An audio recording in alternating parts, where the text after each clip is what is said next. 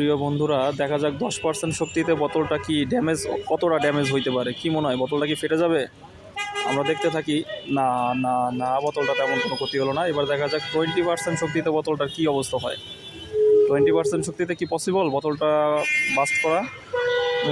কি মনে হয় তোমাদের?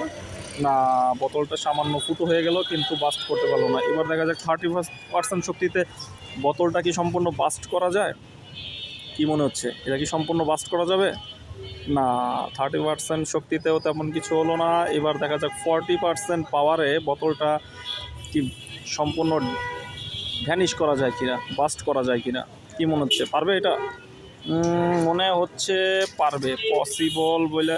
যাক, বোতলটা অনেকটাই ড্যামেজ হয়ে গেছে। এইবার দেখা যাক 69% পাওয়ারে বোতলটা কি পরিমাণ ড্যামেজ হয়। দেখতে থাকো দেখতে থাকো দেখতে থাকো। যাক, এইবার হবে ধামাক্কা। যা ও